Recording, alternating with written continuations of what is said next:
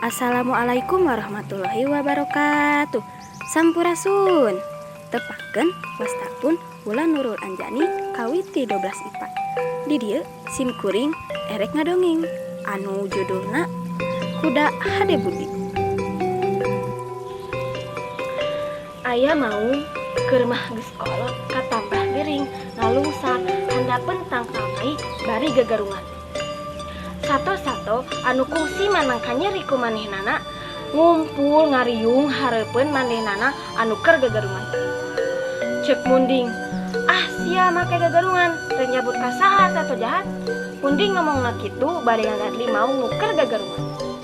Nempo kalakuan munding kitu sakabe sato anu harita aya di dinya seuri akeuy-akeuyan. Kabeh sato anu aya di dinya ngaheungheureuykeun maung anu keur sakarat.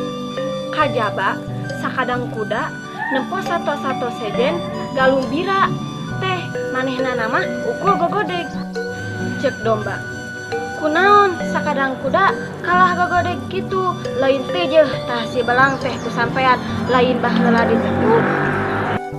Tembal kuda, kaula mah lain teu ngewa kana kalakuan maung teh ngan waktu itu kaayaanana teh pan keur geuring panna, manehna teh keur sakarat teh ulah diheungheureuykeun kitu.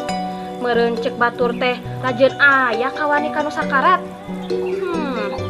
Sanggeus ngadenge omongan kuda kitu, sakur satanu aya di dinya jempe sarta patingal leos kaleuweung deui. Pesan tina ieu dongeng, jadi jalma ulah sok nganyeri ka batur jiga sakadang mau.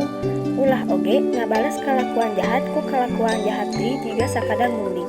Sabab sagala kalakuan mah oge pasti aya babalesna, jeung ulah ngan ukur wani kanu lemah lungkul.